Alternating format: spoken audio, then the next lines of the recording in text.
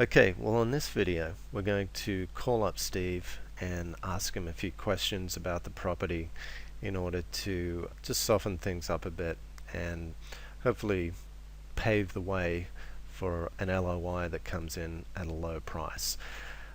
The other night when I was talking to Steve, and then later on when I downloaded the financial info from his site and then going through the property information sheet, there were just some questions that came to mind, things that came up. So as they did, I wrote them down, and as a result I just made a list of questions here to ask in order to just try and lower their resistance and get their mental view of this property out of the area of them possibly getting a high price or anywhere near what they're asking for it. I want them to come off that and feel, ideally I want them to feel as though what they're asking for the property is unreasonable, and that they really, in order to be reasonable people, they have to come down in price. That's my objective. So maybe I could be a little more pointed with the questions here, but the idea is just to get them on the back foot a little bit in order to give the LOI that comes in at a low price the best chance of being accepted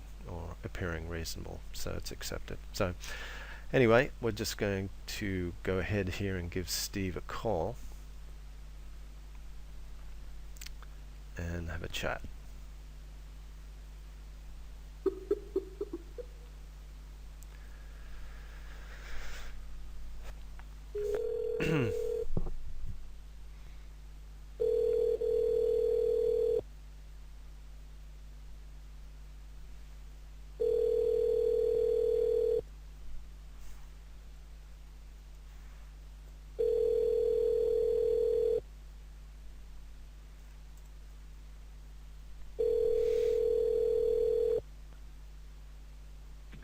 Hello, this is Steve. If you would, please leave your name and number, and I'll return your call as soon as possible. Thank you.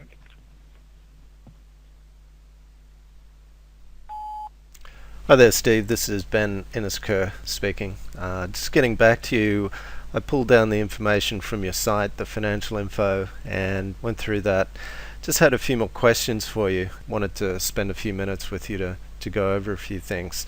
If you could give me a call back, that'd be great. My number is area code 317.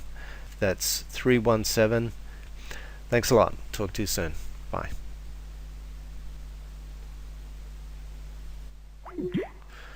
Okay, so looks like Steve's not there. We'll try again a little later or tomorrow, but we'll get him again, and we're going to go through these questions with him.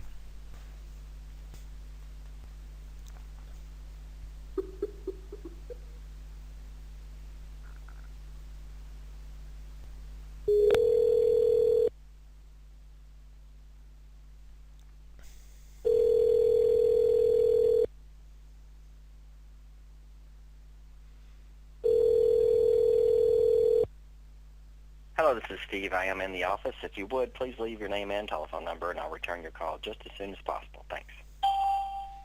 Hi there, Steve. This is Ben Inniskerr. Just getting back to you regarding Whitney Manor. Had a couple of questions for you. Just wondering if you could give me a call. Number is 317. Thanks a lot. Bye.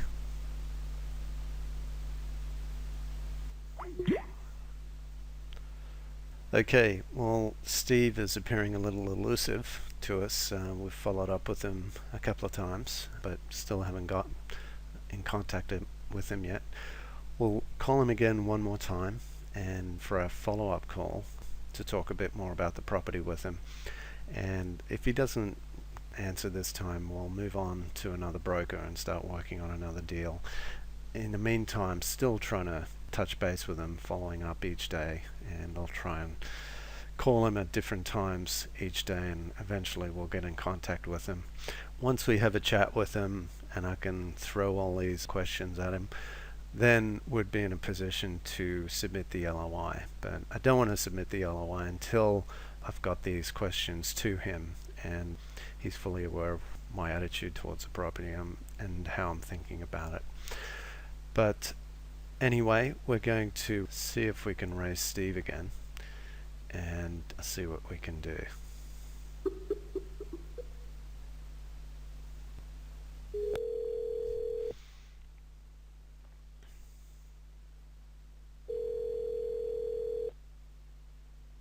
is Steve. Hey there, Steve. This is Ben Innes-Kerr speaking. Sure. How's it going? Doing well. That's good. I was just wanting to touch base with you. I had a few more questions about Whitney Manor, if that was okay, if you had a Okay. few minutes. Yeah, it's actually I've got a conference call coming in 4 minutes, but I thought this was you, so I wanted to see if I could answer some quick questions for you. Okay, well, it shouldn't be too long. Just a few things. On our last call, you mentioned in the submarket that properties in, you have about a 95% occupancy. On the pro forma, I noticed on the executive summary, it's got 12% vacancy. Yeah, let me tell you.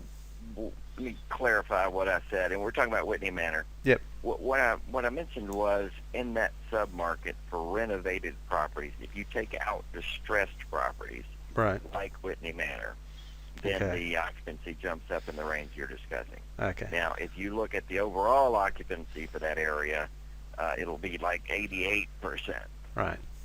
So that's including all properties. That is including distressed properties as well, yes. Right. Okay. I downloaded the rent roll and P&L, and I was just looking at the rents, and I understand that they're not the best tenants because of the condition of the property, but they were awful low. I was just wondering if that's because of just the condition of the property, or I was just wondering, is the property, is it really a Class C area or less? You know, classes of properties really depend on where you're from and what you're used to. By Memphis standards, this is a C-minus property. Okay? No worries. Yeah, so, it's not a D. Ds would be ones that, I probably wouldn't list because I'd be afraid to go over there. Right. This one I'm not afraid to go to. Okay. So what you'll see in our pro forma is if you do the renovation, then we will forecast a higher rent.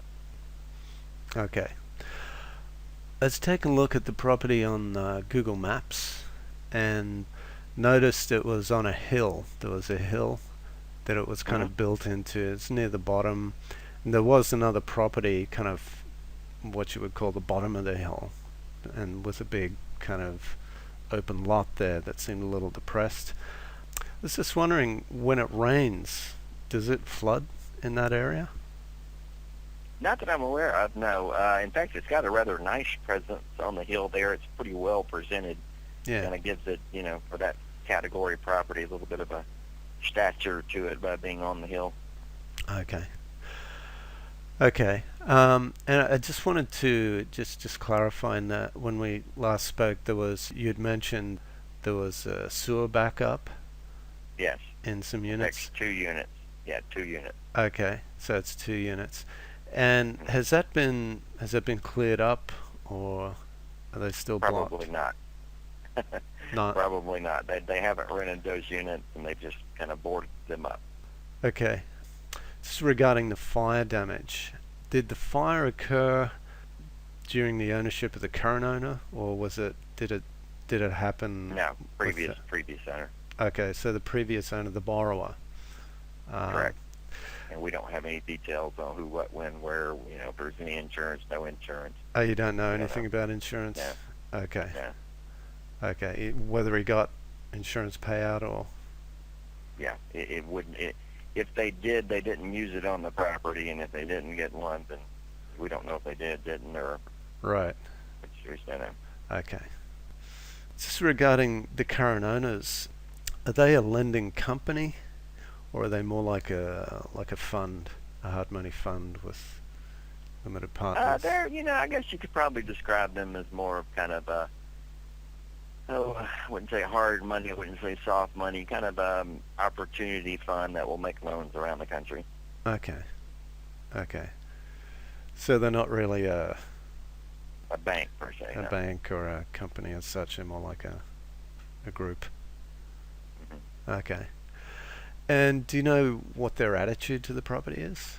Do they just want to take cash and move on, or are they more concerned with... Pardon? They'd rather have cash and move on. They just want to cash out. Okay. Do you know if they're open to owner financing at all? It'll depend on you, financial strength. If you submitted a, um, financial statement that, here's my experience level, which is probably the most important. Mm-hmm. Financial statement, show liquidity, show cash, Mm-hmm. I'm Okay. sure they'd consider it. Okay, so they would consider it. But the number one preference is cash. Right. In other words, if you offered full price and asked for financing and you were putting 40% down, I think you could get it done. Okay. Okay. Well, that's about all I had, Steve. And I would caution you as well. Don't put in all you have. So, Beg your because pardon? you gotta have renovation money too. Oh yeah, absolutely.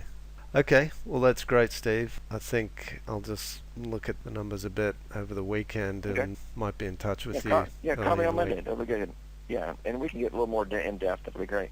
Okay. All Thanks a right. lot. Thanks for coming. Take All care. right. See you. Bye. Bye. Okay, well that was quite interesting. Got some information there about the condition of the property, a little bit more about the sewerage situation, and also wanted to let him know that I was thinking about the possibility of the property flooding and whether he had thought about that. I don't think he had.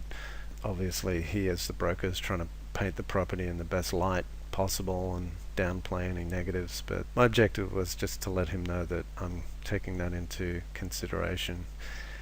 And the fire and insurance didn't go as well as I wanted. I was actually hoping to find out that the seller had actually received an insurance payout, which would have helped us justify the low offer, but it turns out that I think by the sounds of it, the previous owner is the one that had the fire, got the insurance payout, and just skipped off, took the money and ran, and let the lender take the property. So that's pretty clearly what's happened. So the lender's a syndicate of some sort. They're obviously looking for as much as they can out of the property, but from our standpoint, it's not worth a whole heck of a lot. So I'm not as confident as I was. I was hoping for more negative information to come out, but nevertheless, we're going to submit the offer at around about the price we talked about on the last video, in the 700 range, maybe a little less, and we'll see where it lands. If it doesn't take, then I'm just going to stay in touch with Steve, proffer information to him that reminds them that this is a negative situation and they're not making money by holding on to the property, and what they get from our offer may not be what they want. It may not be anywhere near what they want, and they may just flatly refuse it, and that's fine. But we'll stay in touch and ask pointed questions about whether the 6,700 has gone up. Is it 7,000 a month now? Is it 8,000 a month now that they're having to pay to hold on to the property, or what's the level of the negative cash flow? And there will be some point where in the future where our number makes sense to them. We just don't know when that'll be. Maybe next month, it may be a year from now, whenever. But it's them paying the 7,000, not us. So the ball's in their court, and we'll see how long it takes. But anyway, I'm going to just let it go with that with regard to talking to Steve about the property. We'll put together an LOI, and he said they want cash, so we'll give them cash, and I'm going to send that in to Steve on Monday. So that's it, and we'll see you in the next video.